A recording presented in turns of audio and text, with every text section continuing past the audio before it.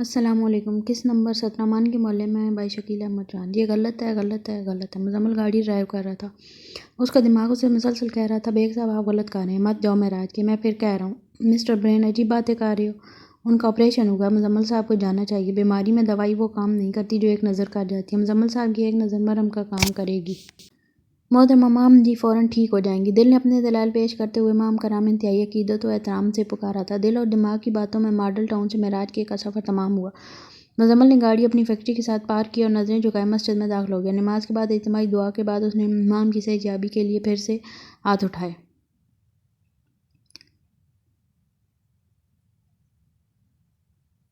یا اللہ امام کو وہ صحت عطا فرما جس کے بعد بیماری نہ ہو۔ مزمل نے مختصر سی دعا کی۔ حکیم صاحب اسے دیکھ رہے تھے۔ مزمل نے منہ پر ہاتھ پھیرا اور اٹھ کر چل دیا۔ مسجد کی سیڑھیوں پر پہنچ کر نگاہ اٹھائی، وہ سامنے کھڑکی میں کھڑی تھی، پورے چاند کی چاندنی کی طرح۔ جس طرح پورے چاند کی چاندنی کھڑکی سے اندر جھانکتی ہے، بالکل ویسے ہی وہ کھڑکی سے باہر جھانک رہی تھی۔ اس کا مکھڑا چاند ہی کی طرح سفید تھا، اجلا دھلا ہوا۔ آنکھوں کے نیچے سیاہ حلقے ایسے محسوس ہو رہے تھے جیسے چاند کے اوپر ہلکے ہلکے داغ لگے ہوں۔ اس کے ہونٹوں پر پھول کی پتیوں جیسا تبسم تھا۔ مزمل کی ایک نگاہ یہ سب کچھ دیکھ کر لوٹی تھی۔ مزمل نے نظروں کو جھکایا اور چلتا ہوا گاڑی میں جا کر بیٹھ گیا۔ آج اس کا دل چاہ رہا تھا کہ وہ واپس جا کر پھر سے اس مائع رخ کو دیکھے۔ دل کی چاہت اس کے اصولوں کے خلاف تھی۔ اس نے گاڑی سٹارٹ کی اور واپسی کی راہ پکڑی۔ اسی دن دوپہر میں چودھری شمشاد اور شاہد حبیبی مام کی خبر لینے اس کے گھر پہنچے۔ انہوں نے 5 ہفتے بعد کی تاریخ طے کی تھی۔ شاہد حبیبی کچھ خاص خوش نہیں تھی شمون کی مام کے ساتھ شادی پر۔ مام کی زندگی کا اتنا بڑا فیصلہ اس کی منشا کے مطابق ہوا تھا۔ اس کی زندگی تو مزمل تھا، پر زندگی گزارنے کا فیصلہ اس نے شمون کے ساتھ کیا تھا۔ شاید یہی زندگی ہے۔ شوقی تو زندگی بھر عیش کرے گا اگر تو نے یہ رشتہ کروا دیا۔ مہر سعید نے شوقی کو جاتے ہوئے تھپکی دی۔ مہر جی اس رشتے پر کیوں اتنا زور دے رہے ہو؟ مہر سعید کی بیوی نے شوقی کے جانے کے بعد پوچھا۔ چودھرائن ہے تو چودھرائن کی طرح سوچا کر، پورے 6 مربع ابا جی نے سنبل کے نام کر دیے تھے۔ میں نے تو میاں چنو اسی لیے بھیج دی تھی، یہ خود مزے کریں گے اس کے زمین پر، وہاں بھی چڑھا کے آئی ہے۔ اب تو بتابہ شادی کروں گا تو 6 مربع تو گئے، چودھری شمشاد اور ہمارا رقبہ ساتھ لگتا ہے۔ شمون سے کہوں گا جو زمین تیری زمینوں کے ساتھ لگتی ہے وہ تیری، اور جو میری زمینوں کے ساتھ لگتی ہے وہ بھی تیری، پر بیجائی مجھے کرنے دے۔ مہر سید اپنی بیوی سے مخاطب تھا، وہ سنبل کا سوتیلا بھائی تھا۔ ان کے باپ کو ڈر تھا کہ میرے مرنے کے بعد میرا بیٹا میری بیٹی کو کچھ نہیں دے گا، اس لیے وہ اپنی زندگی میں ہی سنبل کے نام اس کا حصہ لگا گیا تھا۔ میں شادی کروں گا تو صرف سنبل سے، اماں تو نے مجھ سے وعدہ کیا تھا میرا ساتھ دے گی۔ اب ابے کے ساتھ جا کر دن بھی رکھ آئی ہے۔ شمون اپنی ماں شاہدہ بی بی پر لال پیلا ہو رہا تھا۔ میں کیا کرتی تو جانتا تو ہے اپنے ابے کو، وہ بھلا کسی کی سنتا ہے؟ شاہدہ بی بی نے اپنی بے اختیاری کا ذکر معصومیت سے کیا۔ اماں میں سنبل سے شادی کا وعدہ کر چکا ہوں، سمجھا کر پہلے تو اپنے ابے کی مرضی سے شادی کر لے، بعد میں اپنی مرضی سے کر لینا۔ سنبل کہتی ہے شادی تب کروں گی چودھری شمون جب اس استانی سے منگنی توڑے گا، وہ منگنی پر نہیں مانتی تو سوتن پر کیسے مانے گی؟ اماں تو نے میری زندگی مصیبت میں ڈال دی ہے۔ شمون یہ کہتا ہوا گھر سے نکل کے، شاہدہ بی بی کچھ دیر منہ پر ہاتھ رکھ کے سوچتی رہی، پھر بولی دسو اس کی زندگی بھی مصیبت ہے۔ زندگی جینے کے لیے جدوجہد کرنی پڑتی ہے اور موت ہمیشہ بغیر مشقت کیے آپ کے سامنے کھڑی ہوتی ہے۔ مام نے اشال کو جواب دیا۔ وہ اس کی تیمارداری کے لیے آئی تھی۔ یعنی تم یہ کہہ رہی ہو کہ لائف اس ونڈو کی دوسری طرف ہے اور ڈیتھ روم کے اندر ہمارے سامنے؟ اشال نے کھڑکی کی طرف دیکھ کر کہا۔ نہیں، میری زندگی تو کھڑکی سے نیچے مسجد کے زینوں پر کھڑی ہوتی ہے، مجھے جینے کی امید دلاتی ہے اور 24 گھنٹوں کے لیے غائب ہو جاتی ہے۔ میں اگلے 24 گھنٹے اس لمحے کے انتظار میں گزار دیتی ہوں۔ مام وال کلاک کی طرف دیکھ کر اپنے دل کا حال بتا رہی تھی۔ اشال میری زندگی 8 گھنٹے بعد مسجد کے زینوں پر کھڑی ملے گی، پھر مجھے اگلے 24 گھنٹوں کے لیے آکسیجن مہیا کر کے چلی جائے گی۔ مام نے ٹھنڈی سانس بھری جو اپنے بیڈ پر لیٹی ہوئی تھی۔ اشال اس کے سامنے کرسی پر بیٹھی ہوئی تھی۔ اشال تمہیں یاد ہوگا جب تم نے مجھے گاڑی سے اترتے ہوئے مزمل بیگ کے متعلق بتایا تھا؟ ہے تو ڈف اینڈ ڈم پر ہے خوبصورت۔ میں نے اسے دیکھا، اسی لمحے اس دل دے بیٹھی، پتہ نہیں اس میں کیا خاص بات تھی۔ شادی کی تقریب کے دوران میں اسے ہی دیکھتی رہی۔ کل صبح وہ ہمارے گھر آیا تھا ابا کے ساتھ، میری اس سے مختصر سی بات بھی ہوئی تھی، اس نے ہماری طرف چائے بھی پی تھی۔ اشال نے یہ بتایا ہی تھا کہ مام کے جسم میں بجلی دوڑی، وہ درد کے باوجود اٹھ کر بیٹھ گئی۔ کیا بات ہوئی تھی؟ مام نے بے تابی سے پوچھا۔ نتھنگ اسپیشل، دراصل ہم دونوں کا ایک پرانا رشتہ ہے۔ کیسا رشتہ؟ اس بار مام نے تشویش سے پوچھا۔ وہ پھر کبھی بتاؤں گی، میرے پاس اس کا نمبر ہے، بات کرو گی؟ نمبر ملاؤں؟ نہیں، مام نے دو ٹوک کہہ دیا۔ مام بات کرنے سے ریلیشن مضبوط ہوتے ہیں، اشال نے جانتی نگاہوں سے دیکھتے ہوئے بتایا۔ مام کے ہونٹوں پر مسکراہٹ ابھری۔ تو کیا گونگے بہروں میں رشتے مضبوط نہیں ہوتے اشال؟ میری جان، خاموشی کی بھی ایک زبان ہوتی ہے۔ مام مائی ڈیئر، تم زبان رکھتی ہو، پھر یہ ڈف اینڈ ڈم سی محبت کیوں؟ میں نمبر ملاتی ہوں، اسے سب کچھ کہہ دو جو تمہارے دل میں ہے۔ جب میں اسے دیکھتی ہوں تو نظروں ہی نظروں میں میرے دل کی ہر بات اس کے دل میں اتر جاتی ہے۔ مام نے یقین کامل سے جواب دیا تھا۔ اشال نے سنا تو ہلکا سا کہہ لگایا، مجھے تو تم جولیٹ جیسی لگ رہی ہو۔ مزمل کی خبر لیتی ہوں وہ رومیو ہے کہ نہیں۔ اشال نے یہ کہا اور مزمل کا نمبر ملا دیا۔ بیپ ہو رہی تھی، اشال نے موبائل کا اسپیکر اوپن کر دیا۔ ہیلو، مزمل نے کہا ریسیو کی۔ مزمل، میں اشال بات کر رہی ہوں۔ اشال کون؟ اشال انصاری۔ اشال نے انصاری پر زور دے کر کہا۔ جی اشال فرمائیں۔ مزمل نے بے تاثر لہجے میں پوچھا۔ میں مام کے پاس گئی تھی اس کی طبیعت کا پوچھنے کے لیے۔ اشال نے اتنا کہا اور خاموش ہوگی۔ دوسری طرف سے بھی خاموشی تھی۔ مزمل، ہیلو مزمل، آپ سن رہے ہیں؟ میں مام کے پاس گئی تھی۔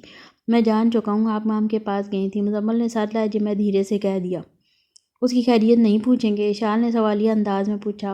آپ تو ایسے ریلیکس ہیں جیسے کچھ ہوا ہی نہ ہو۔ یو نو مام کا آپریشن ہوا ہے۔ اشال، آئی نو مام کا آپریشن ہوا ہے، مزمل نے بے فکری سے جواب دیا۔ میں کنفیوز ہوں، یہ کیسی محبت ہے؟ اشال نے حیرانی کے ساتھ ہلکا طنز بھی کیا۔ اشال، سوری ٹو سے، میں نے آپ سے کب کہا کہ میں مام سے محبت کرتا ہوں؟ اور جہاں تک اس کی طبیعت کے پوچھنے کا سوال ہے، مجھے پتہ ہے وہ اب بالکل ٹھیک ہے۔ آپ کو پریشان ہونے کی کوئی ضرورت نہیں ہے۔ آپ کو کس نے بتایا؟ اشال نے جلدی سے پوچھا مام کی طرف دیکھتے ہوئے۔ بتایا تو کسی نہیں، بس میرا دل مطمئن ہے۔ اشال، بی بی میں کچھ مصروف ہوں، مزید بات نہیں کر سکتا۔ مام کی نیکسٹ منتھ شادی ہے۔ اشال نے جلدی سے بڑی خبر دی۔ بریکنگ نیوز کا شکریہ، میں جانتا ہوں، مزمل نے سنجیدگی سے کہا اور فون بند کر دیا۔ اشال نے مام کی طرف دیکھا جس کے چہرے پر بھی اطمینان تھا۔ رنگ تم نے شمون کی پہنی ہے اور کمٹمنٹ مزمل سے؟ اشال نے قدرے خفگی سے کہا۔ اتنی ہی نرمی سے مام نے جواب دیا۔ اشال، نہ تو میں نے اپنی مرضی سے منگنی کی انگوٹھی پہنی ہے اور نہ ہی کسی سے محبت کے وعدے کیے ہیں۔ یہ بھی سچ ہے کہ مجھے مزمل سے محبت ہوگی ہے، نہ تو میں شادی سے انکار کروں گی اور نہ ہی اپنی محبت کا اظہار۔ جو قسمت میں لکھا ہوگا ہو جائے گا۔ مام نے کھلے لفظوں میں مزمل بیگ کی محبت کا اقرار کر لیا تھا۔ اشال، باجی حکیم چچا آپ کو لینے آئے ہیں، مومنہ نے آ کر اطلاع دی۔ اشال اپنے بستر پر لیٹی ہوئی مزمل اور مام کے بارے میں سوچ رہی تھی۔ وہ ان دونوں کے تصور میں گم تھی، خیالوں ہی خیالوں میں خود سے باتیں کر رہی تھی۔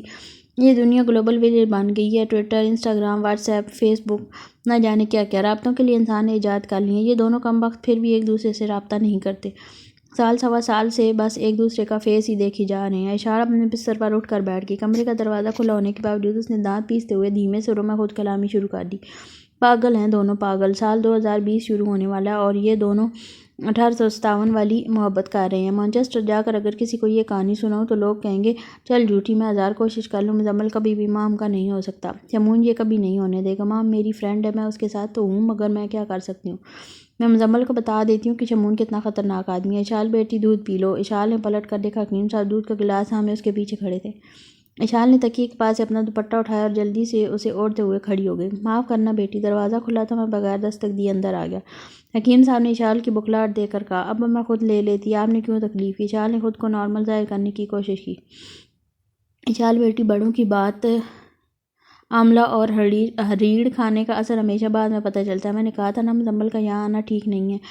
ہریڑ کی طرح حقیقت بھی اکثر کڑوی ہوتی ہے۔ مجھے پتہ ہے تم یہ چاہتی ہو کہ مام اور مزمل کی شادی جیسے بھی ہو بس ہو جائے۔ غلط تو غلط ہے اشال، تم نے ثابت کرنا ہے کہ تم حکیم عاقل انصاری کی بیٹی ہو، نعمان لغاری کی نہیں۔ پیٹ درد کی پھکی تو میرے پاس ہے، تم کھا لو یا تمہاری سہیلی۔ بیٹی، دل کے درد کی پھکی میں لاکھ کوشش کے باوجود نہیں بنا سکا۔ ماں میرے مرحوم دوست ماسٹر محمود کی بیٹی ہے، دوسری طرف مزمل بھی اپنا ہی بچہ ہے، کچھ فیصلے وقت کرتا ہے، تم بھی انتظار کرو اگلے مہینے تک۔ اگلے مہینے کی 21 تاریخ طے پائی ہے۔ حکیم صاحب نے اشال کو دودھ کا گلاس تھمایا اور وہاں سے چلے گئے۔ کچھ سمجھ نہیں آ رہا کیا کروں۔ وہ اپنی دادی کے سامنے بے بسی کی تصویر بنا بیٹھا تھا۔ پچھلے 1 سال میں آج پہلی بار اس نے اپنے دل کی بات اپنی دادی سے کی تھی۔ محبت بڑے مہنگے داموں ملتی ہے مزمل بیٹا، اور موت مفت میں۔ دادی نے افسردگی سے جواب دیا۔ میں تو دام دینے کی بھی تیار ہوں، یہ سمجھ نہیں آ رہا دام دوں تو کس کو دوں۔ مزمل نے اضطراب کے عالم میں اپنی کن پٹیوں پر ہاتھ رکھے ہوئے تھے۔ مزمل بیٹا، محبت کے دام ادا کرنا دولت کے بس کی بات نہیں ہے، محبت تو زندگی سے خراج مانگتی ہے۔ دادی نے اپنے گالوں پر سے اشکوں کو صاف کیا۔ تو بتائیں نا کیسے اپنی محبت حاصل کروں؟ میں تو زندگی سے خراج دینے کے لیے بھی تیار ہوں۔ یہ کہتے ہوئے مزمل کی آنکھیں بھر آئی تھیں۔ ممتاز بیگم نے دیکھا تو مزمل سے کہا، ادھر آؤ میرے پاس۔ مزمل اپنی دادی کے پاس بیڈ پر بیٹھ گیا۔ دادی نے اسے گلے لگایا اور شفقت سے چہرے پر ہاتھ پھیرا۔ بیٹا، تم نے آج تک کی بات کی ہے، میں تو کب سے یہ سب کچھ جانتی ہوں، دادی نے کہا۔ مزمل کے سنجیدہ چہرے پر حیرت بکھر گیا۔ آپ کو کس نے بتایا؟ مزمل نے فکر مندی سے اجلت میں پوچھا۔ اشال نے۔ دادی نے خبر دینے والی کا نام بتایا۔ یہ سن کر مزمل کے چہرے پر تاثرات ایک لمحے میں بدل گئے۔ اس نے روکھے لہجے میں کہا، اشال۔ مزمل اشال کا نام لیتے ہی اپنی دادی کے پاس سے اٹھ کر کھڑا ہوا۔